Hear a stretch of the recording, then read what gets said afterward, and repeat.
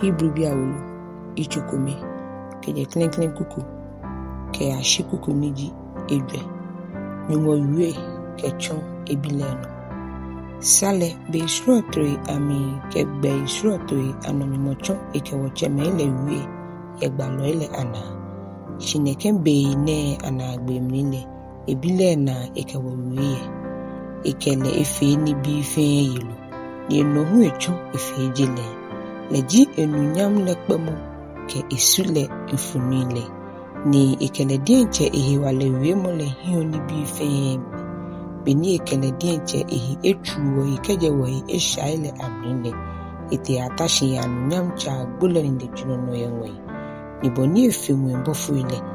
aka no hu inagbe ni fe amenole keje kuku niji enumu ke ashi na agbe bile efe ŋwɛi bɔfoi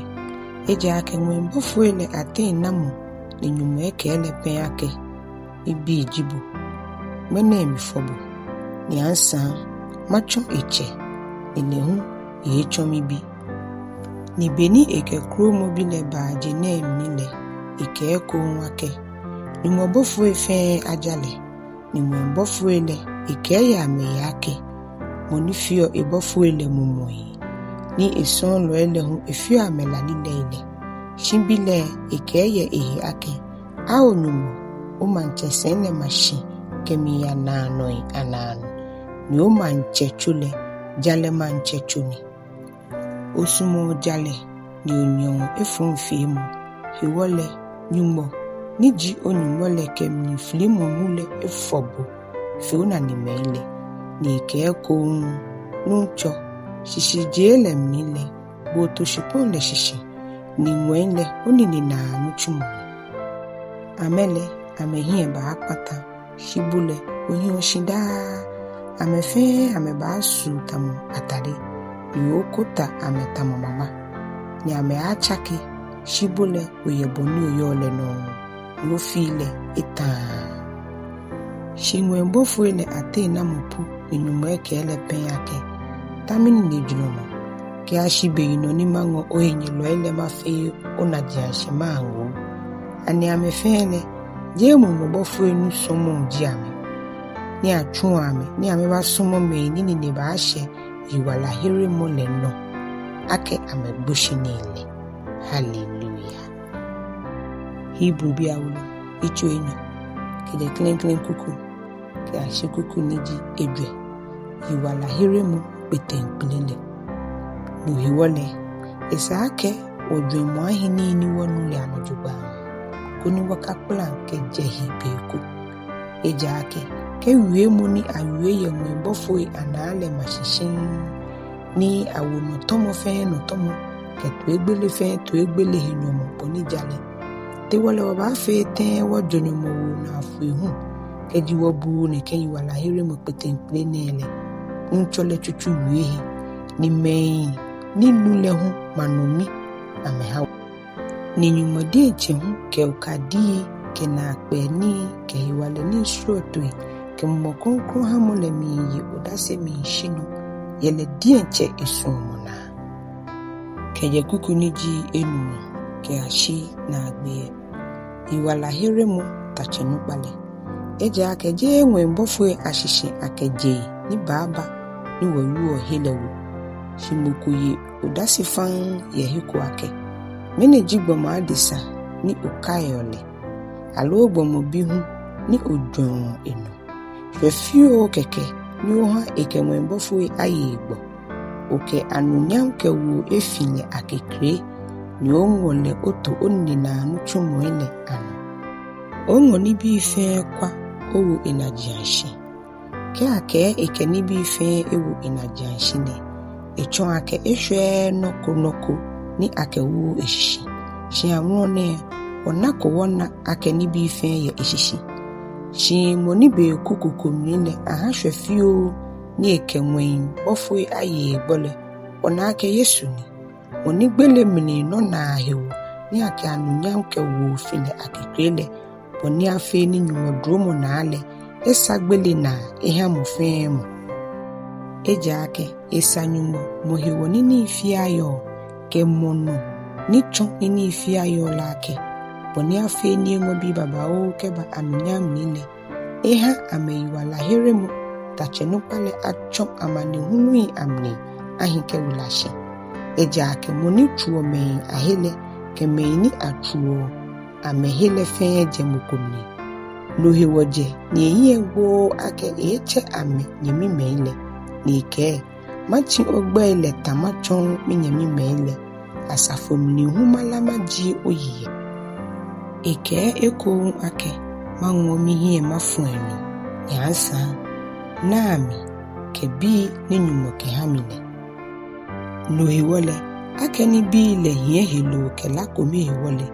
le hu enwono no ekotamami koni echongbele no ekpatamo ni yo gbele no hewale ni ji abunsan le hie ni ekpo me fe ni gbelegbe ye shemo hewole amechomonyo ji ye amewala bi fe mnile eja ke lele je ŋwɛi bɔfoi eyebua Shimon Abraham shwe no hewole ni bi fe gbefane esa ake etamo enyemi meile oni echomo bonalo ke anokwafo sofonukpa enumo hie oni ekpata eha manle ye amei eshaile aiwo eja ake ni le dienchele enakamni amani hunu hewole enyo eyebua meini aka amele hallelujah. Hebribii Awolo ichu ete ke kpeteŋkple kuku ke ashi kuku meji ikpa Yesu fe Mose ene hewole anyemi men kronkron ni na ŋwɛi chemole eko nye dwa wo himo ke ile jaje mole hibofo ke usofonukpa eji Kristo Yesu le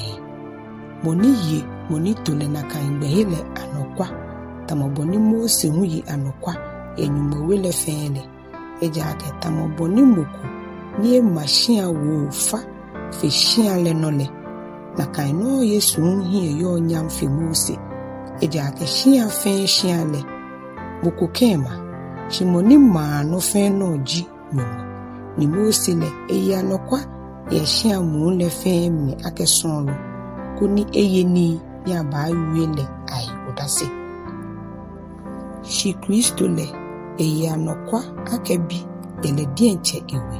le ewe jiwo kejiwo hie no hie kamomni eka ke shwale mni kwen ke ashina agbele keje kuku liji kpawo ke ashina agbe Ŋwanejee kɔkɔbɔɔ hewole tamaboni mu kronkron le kele mene keji nyenu egbele neka waji anyetwi tamawoni nyechemele feye mnila wo bile nole heni nyechemele chomina ni amekami ni amenaminu chumuele afi nyumai edwe yele hewole mimni wonaka yinobile ala nimike amedungbe ye ametwi amnida shi amele migbele nohami kakita ye mimni fule mni ake ke amebote mi yejo mo lemni fi nyekwa ni ahia anyemime koni nyete muku aka hitwi fon ni heye ye kpalike jenyumo he kan lole shimo nyewi anye chonchon anye bife gbini achole ngmenele koni eshalaka mo aka nyete muku twi kpili ejake wochomo Kristo na nime ni yeloi keji wo hie wo hi ni wo ke fon enoke je shishijele mni pe ke ashina agbele ni ake mwene keji nyenu egbele neka waji anyetwi tamawoni nechemele feye mnila wole mnile na menu ni amewu emnilale anije meni ke Mose je Egypt le feni ni na mei emnifu afi nyuma edwele anije meni feesha ni ametwiashi amegboi ye ngale nole ni na mei akita eka ake ameboten ehejo molemnile anije meni gbotuele ni wona ake heni ameye lehewo amenye mini amebotele hallelujah.